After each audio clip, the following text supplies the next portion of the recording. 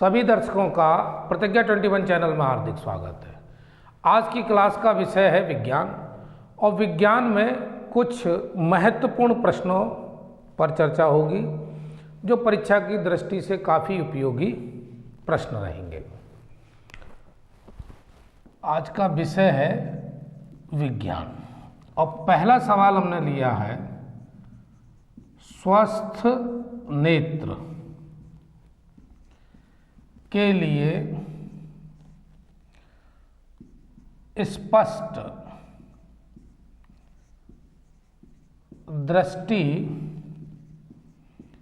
की न्यूनतम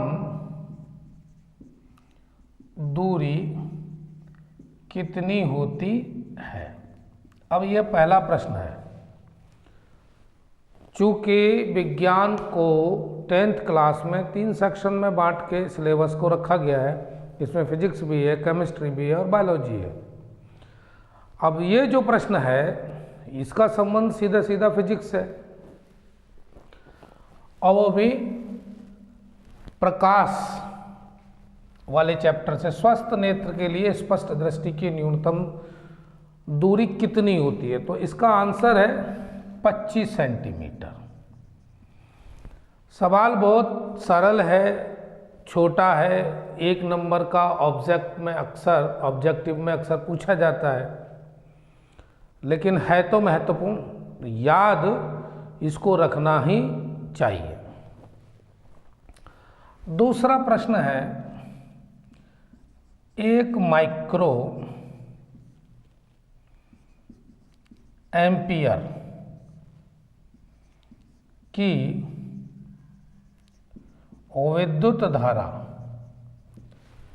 1 micro ampere की विद्युत धारा का मान एम्पियर में बताओ। एम्पियर में क्या होगा, तो इसका आंसर है 10⁻⁻6 माइक्रो एम्पियर। ये क्या हो गया 10⁻⁻6, यानी तो माइक्रो का मतलब -6, 10⁻⁻⁶। अगला प्रश्न चुंबकीय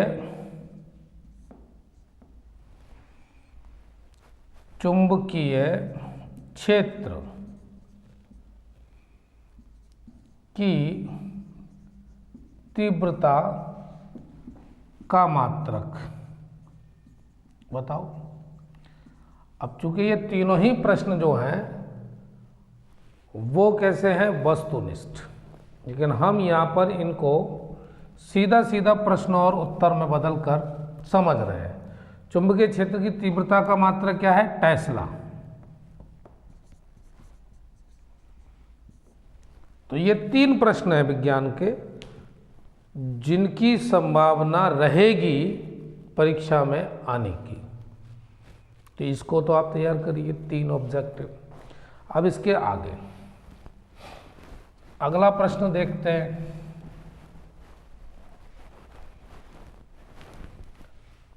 अगला प्रश्न है उत्तल दर्पण की फोकस दूरी, उत्तल दर्पण की फोकस दूरी 20 सेंटीमीटर है। इसकी वक्रता त्रिज्या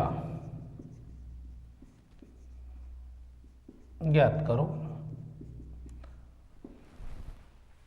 यह भी 1 नंबर का प्रश्न है। इससे पहले बताए गए 3 प्रश्न जो थे वो भी 1 नंबर के हैं। तो अब इसमें सूत्र याद होना चाहिए। दर्पण 2 प्रकार के होते हैं, एक उत्तल होता है, एक अवतल होता है।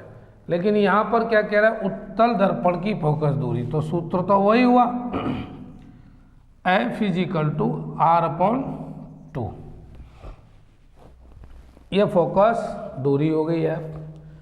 आर वक्रता त्रिज्या हो गई। पूछा क्या है इसने? वक्रता त्रिज्या। एफ 20 है, आर हमको निकालनी है। 2 का इधर भाग हो रहा है, इधर जाएगा तो क्या होगा? गुणा हो जाएगा। ये बचा आर, तो आर बराबर कितना हो गया? 40 सेंटीमीटर।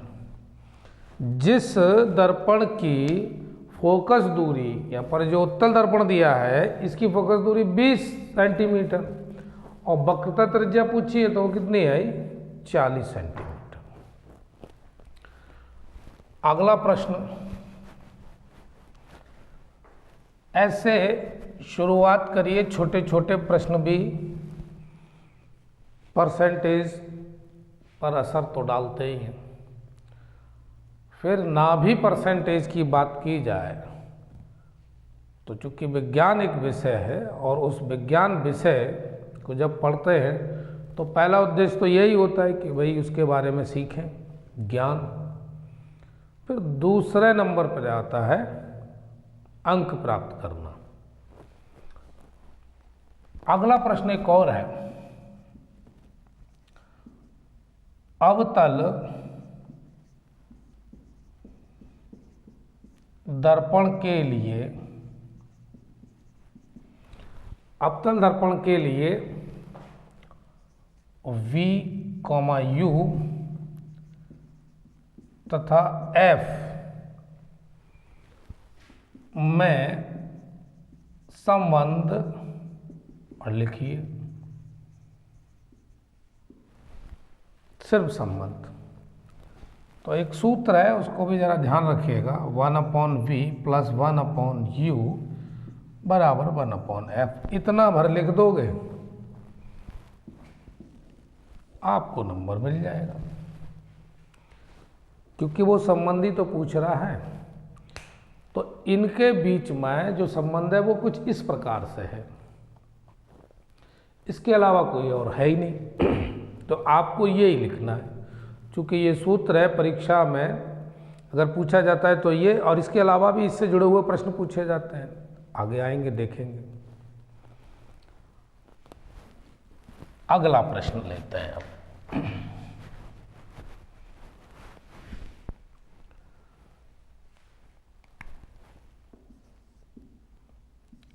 60 वाट सामर्थ्य के विद्युत बल्ब 60 वाट सामर्थ्य के विद्युत बल्ब को 10 घंटे प्रतिदिन जलाने पर, 60 वाट सामर्थ्य के विद्युत बल्ब को 10 घंटे प्रतिदिन जलाने पर 30 दिनों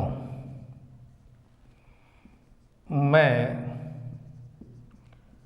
कितने जूल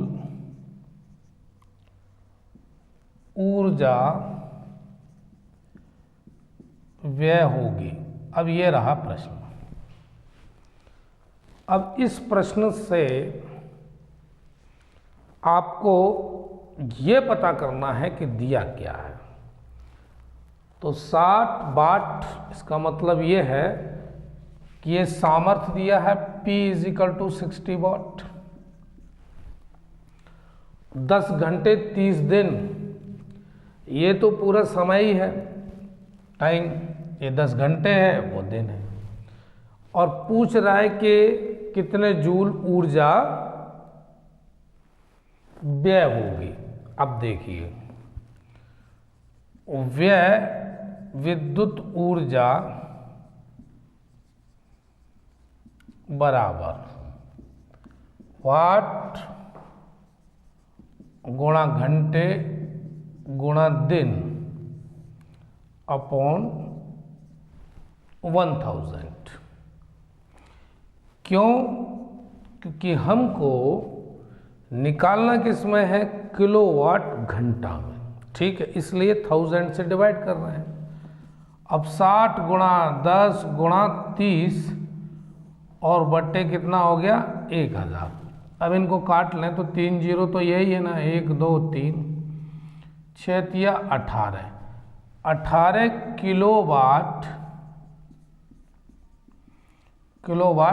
घंटा ये निकला। चूंकि 1 किलोवाट घंटा बराबर 3.6 इंटू 10⁶ जूल, ये होता ही है कितना, 1 किलोवाट घंटा इतने के बराबर 3.6 इंटू 10⁶ जूल के। तो अब पूछा कितना है 18, अतः 18 गुणा 3.6 इंटू 10⁶ जूल, ये निकल आया। अब जैसे ही आपने इसमें गुणा किया तो कितना आया 64.8 गुणा 10⁶ जूल, या आप 6.48 इंटू 10⁻⁷ जूल भी लिख सकते हैं। सार्थक अंक में लिखेंगे तो 6.48 इंटू 10⁻⁷ जूल, ये आपका उत्तर हुआ। पूछा क्या था, कितने जूल ऊर्जा व्यय, ये निकल के आया, ये आया आपका आंसर। ठीक है जी, 18 का इसमें गुणा करेंगे यही आएगा आपके सामने। और ध्यान ये रखना है कि व्यय विद्युत ऊर्जा का ये सूत्र, ये जो दिया हुआ है, वाट गुणा घंटे गुणा दिन बट्टे 1000, तो आगे निकलेगा किलोवाट घंटा, और 1 किलोवाट घंटा बराबर कितना होता है 3.6 इंटू 10⁶ जूल। तो अब आपका ये प्रश्न समझ में आ गया होगा। अगर इस तरह का कोई परीक्षा में पूछा जाए तो आप करें इस प्रकार से। चलिए भाई अगले प्रश्न पर चलते हैं। अब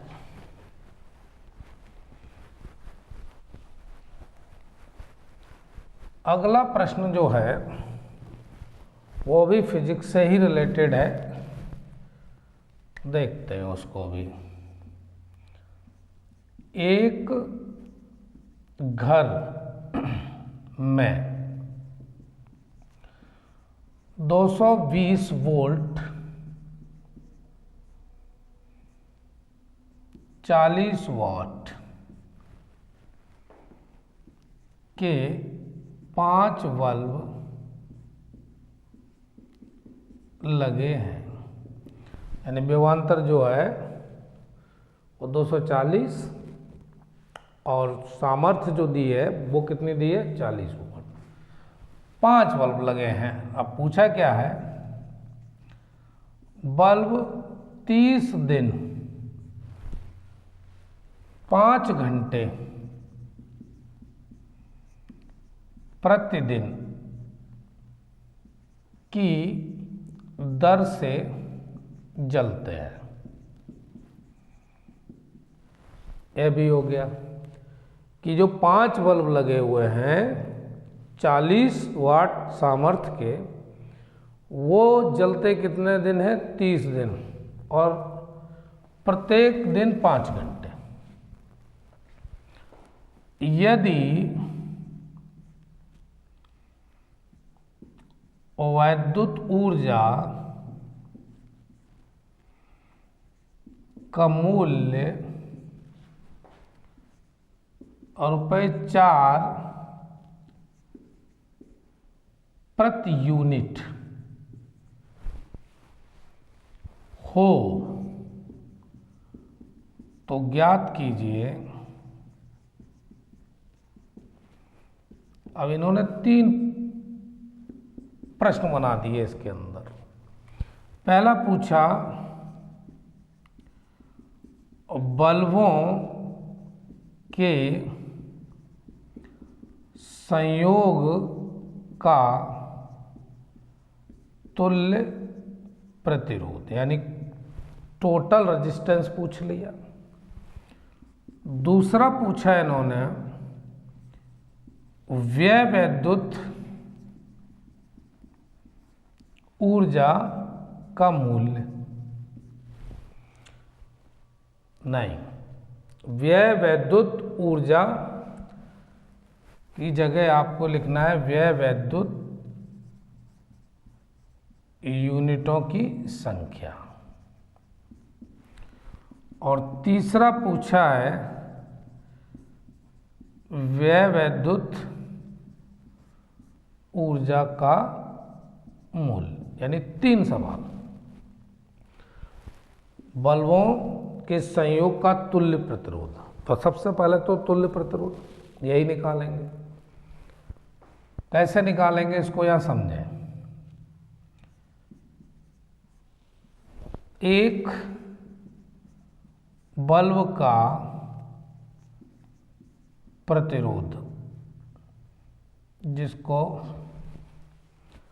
R से प्रदर्शित किया V²/P, ये सूत्र है। अब V की वैल्यू कितना है 220। अब इसका भी कर दिया इन्होंने स्क्वायर। अब P की वैल्यू कितनी है 40। तो सीधा सीधा क्या हुआ 220 गुणा 220/40। एक जीरो से ये कट गया, 2 दूनी 4, ये कट गया, फिर 2 से ये भी कट गया। तो 110 गुणा 11 और 11 में 11 121 और ये जीरो। और आगे इसके जो मात्रक है वो है ओम। एक बल्ब का प्रतिरोध हमने निकाल लिया। अब चूंकि ऐसे लगे हैं हमारे पास 5 बल्ब, और तो पांचों बल्ब का कुल प्रतिरोध, पांचों बल्ब का तुल्य प्रतिरोध। और चूंकि बात घर की हो रही है तो ये सब किसमें लगे हुए हैं समांतर क्रम में। 1/R1 + 1/R2 + 1/R3 + 1/R4 + 1/R5। चूंकि प्रत्येक का वाट और वोल्टेज बराबर दिया हुआ है और यहां पर हमने प्रतिरोध निकाला तो सभी के बराबर होंगे। आप लगा दीजिए 1/1210 + 1210, ये भी 1/1210 और ये भी हो गया 1210। एल्शियम अगर लिया जाए तो कितना आएगा 1210 ही आएगा। एक और इनको जोड़ेंगे कितना हो गया 5 5/1210। अब काटने की बात है, 5 दूनी 10, 2 बचेंगे, 5 चौक 20 और 5 दूनी 10। तो ये हुआ 1/242, यही हुआ। थोड़ा यहाँ समझ लीजिए, 1/R बराबर 1/242। तो R बराबर कितना आ गया 242 और मात्रक हो गया ओम। ये निकला तुल्य प्रतिरोध।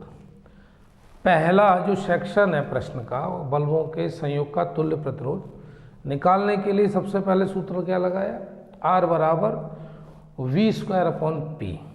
क्योंकि संबंध हमारा कुछ ऐसा है कि हमको V और P दिया हुआ है, इससे तो हमारा निकल आया R। अब चूंकि पांचों बल्ब हैं और उनकी सामर्थ्य सबकी एक जैसी है तो प्रतिरोध भी सबके एक जैसे हो गए, और ये लगा के और टोटल प्रतिरोध निकाल लिया। ये एक तरीका ये रहा इस प्रश्न के उत्तर तक पहुंचने का। अब सवाल है दूसरा, व्यय विद्युत यूनिटों की संख्या। तो इसका तो उत्तर हो ही गया भाई, इसको हटाओ अब प्रश्न को।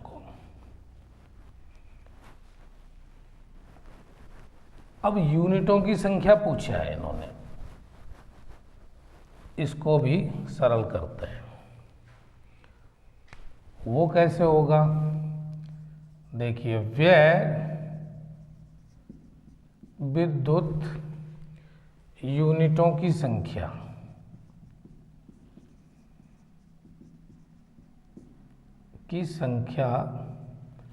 बराबर वाट गुणा घंटे गुणा दिन गुणा बल्बों की संख्या और बटे 1000। ये याद रखना है कि जब भी यूनिटों की संख्या पूछी जाए तो वाट गुणा घंटे गुणा दिन गुणा बल्ब की संख्या। वाट 40 है, ठीक। घंटे कितने हैं? 5। दिन 30 और बल्ब की संख्या भी 5 है और नीचे 1000। अब रही इसको सॉल्व करने की बात। 2 जीरो तो ये कट ही गए। 5 दूनी 10 और 2 से काट लिया, ये 4 2 बार, तो बचा हमारे पास 2 गुणा 5 गुणा 3। और इन सब का गुणा करते हैं, 5 दूनी 10 और 30 यूनिट। यह भी आंसर हो गया, ठीक है। इस दूसरे जो प्रश्न है उसका भी उत्तर ये रहा। अब पूछ रहा है तीसरा, व्यय विद्युत ऊर्जा का मूल्य। व्यय विद्युत ऊर्जा का मूल्य बराबर, अब 4 रुपये प्रति यूनिट की बात हो रही है ना, ये दिया हुआ है और हमारे पास 30 यूनिट है, तो 4 का गुणा कर दें तो 4 तिया 12, 120 रुपया हो गया भाई, सीधा सीधा आंसर। ये रहा 2 प्रश्न थे जो विद्युत से संबंधित अभी हमने सरल करना सीखा। अब इस तरह का अगर प्रश्न आपके पास है अभ्यास पुस्तिका में तो आप उसको करके देखिए और आपका आंसर निकल आएगा और इसी तरह से आप अभ्यास करेंगे। अब बात करते हैं अगले प्रश्न की। अब वो जो अगला प्रश्न है वो लिया गया है प्रकाश वाले चैप्टर से। देखिए, निर्वात में प्रकाश की चाल 3 गुणा 10⁸ मीटर प्रति सेकंड है। निर्वात में प्रकाश की चाल 3 गुणा 10⁸ मीटर प्रति सेकंड है। यदि कांच का अपवर्तनांक 3/2 हो तो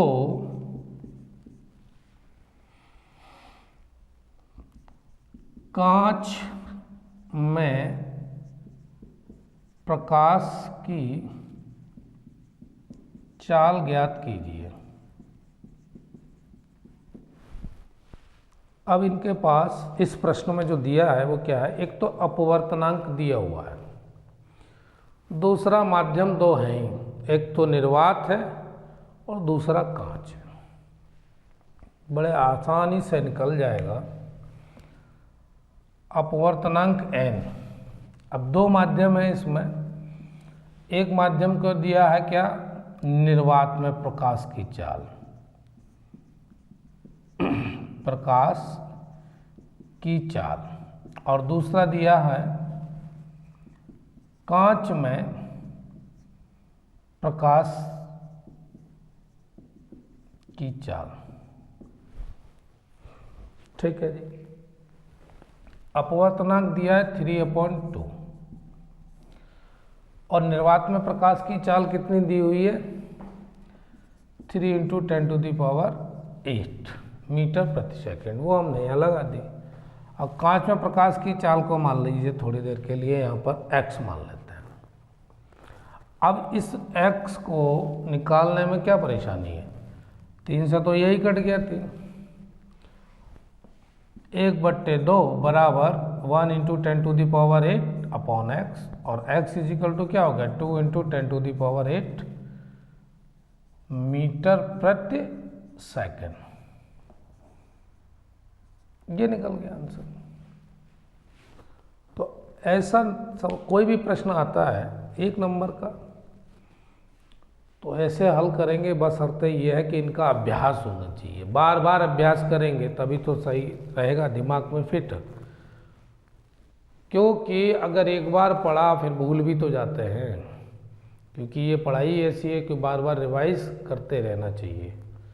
मेरा प्रयास ये है कि अगर कोई प्रश्न ऐसा है जो दिमाग से छूट रहा है इस तरह का, तो मैं हेल्प कर ही रहा हूँ, आप मुझसे जुड़े रहिए। जितना संभव है मेरे द्वारा, और वक्त करवाएगा उतना मैं करूँगा। अगला प्रश्न लेते हैं एक, तत्वों के गुण, तत्वों के गुण उनके परमाणु भारों के आवर्ती फलन होते हैं। यह कथन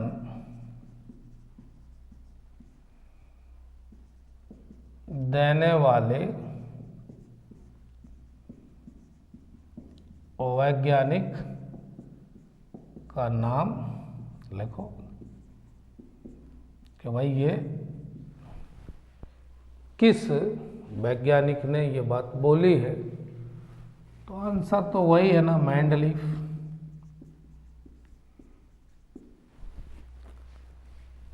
अगला प्रश्न है, धातुओं के ऑक्साइड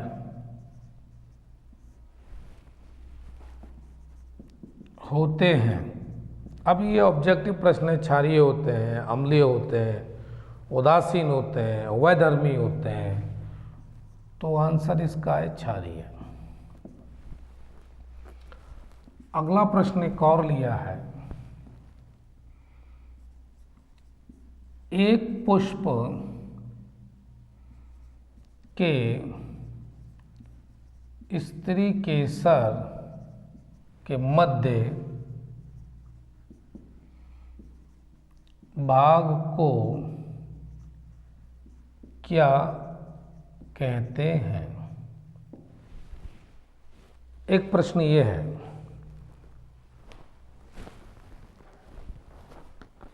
कि एक पुष्प के स्त्री केसर के मध्य भाग को क्या कहते हैं, तो इसका आंसर क्या है, वार्तिका। अब यहाँ तो कोई ये केमिस्ट्री का, ये भी केमिस्ट्री का, और ये बायोलॉजी का प्रश्न है। अब तीनों भाग पेपर में तो पूछे जाएंगे, फिजिक्स भी होगा, केमिस्ट्री भी होगा, बायोलॉजी भी होगा। तो आज की क्लास में जो मुझे लगा कि भाई ये इम्पोर्टेंट है और ये आपको याद करने चाहिए, वो मैं बता रहा हूँ। तो तीनों सवाल हैं, तत्वों के गुण उनके परमाणु भारों के आवर्ती फलन होते हैं, ये कथन किसका है, मेंडलीफ का। धातुओं के ऑक्साइड होते हैं क्षारीय, एक पुष्प के स्त्री केसर के मध्य भाग को क्या कहते हैं, वार्तिका। अब इसके आगे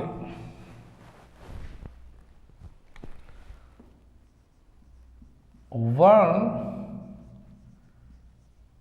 विक्षेपण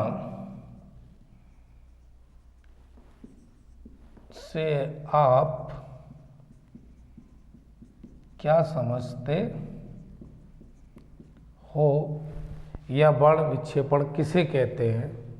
इस तरह का एक प्रश्न आए तो उसका आंसर क्या लिखना है आपको,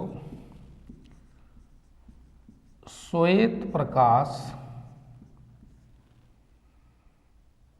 किरण श्वेत प्रकाश किरण का अपने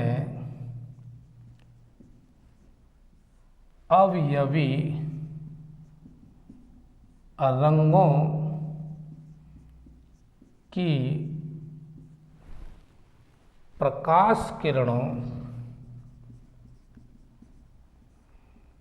प्रकाश किरणों में विभाजित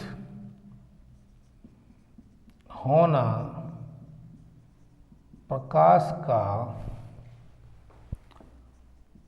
वर्ण विक्षेपण कहलाता है। यानी इस प्रश्न का उत्तर क्या हुआ कि श्वेत प्रकाश किरण का अपने अवयवी रंगों की प्रकाश किरणों में विभाजित होना प्रकाश का वर्ण विक्षेपण कहलाता है। क्योंकि प्रकाश का रंग क्या है? वाइट। अब सनलाइट है, सनलाइट का यानी सूरज की जो किरणें हैं उसका रंग क्या है? येलो नहीं होता। प्रकाश का रंग कैसा होता है? वाइट, सफ़ेद। अब वो अपने रंगों में विभाजित हो जाता है। जैसे थोड़ा अगर इसको समझें तो प्रिज्म के माध्यम से इसको बड़े आसानी से समझा जा सकता है।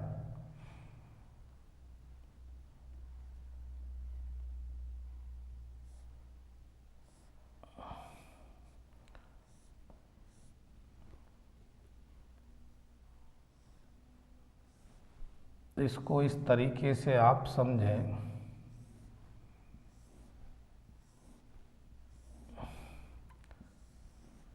ये श्वेत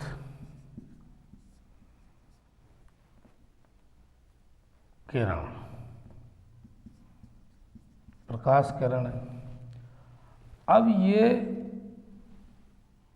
अपने अपने अवयवी जो बोलते हैं रंगों में विभाजित होना, तो क्या होगा?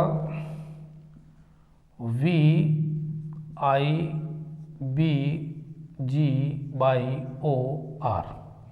इसका मतलब रेड हो गया यानी लाल, और इंडिगो वो वायलेट यानी बैगनी, और ये नीला हो गया इंडिगो, ये आसमानी हो गया, और ये हरा हो गया। ये कैसा हो गया?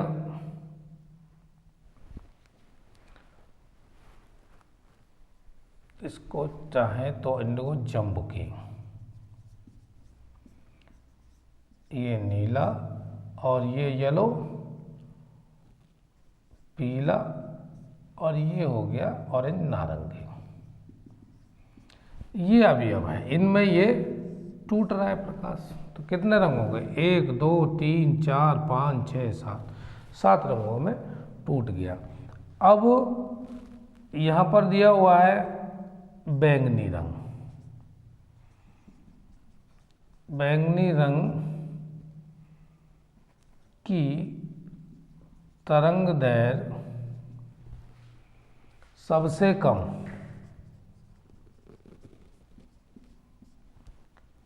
और लाल की तरंगदैर्घ्य सबसे ज़्यादा। अब ये दो प्रश्न भी बन गए ऑब्जेक्ट में। कौन सा रंग है इनके प्रकाश के जो 7 रंग हैं उनमें से कौन सा रंग है जिसकी तरंगदैर्घ्य सबसे कम है?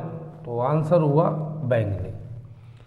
और सबसे ज़्यादा है तो वो है रेड, लाल रंग। इसको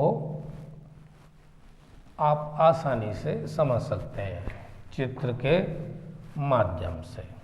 और चित्र क्या है कि प्रिज्म से जब प्रकाश की किरण गुजारते हैं तो वो 7 रंगों में टूटकर अलग अलग दिखा देती है। होना क्या चाहिए? प्रिज्म। तो वर्ण विक्षेपण भी आपने समझा, और कुछ प्रश्न ऐसे भी समझे जो आंकिक थे, न्यूमेरिकल। आज की क्लास यहीं छोड़ देते हैं, मिलते हैं फिर कल देखते हैं ईश्वर कौन सा सब्जेक्ट हमसे पढ़वाता है, तो आपके लिए ज़रूर पहुंचेगी सामग्री। ठीक है, आप यूं ही जुड़े रहिए। वीडियो देखने के लिए दिल से धन्यवाद।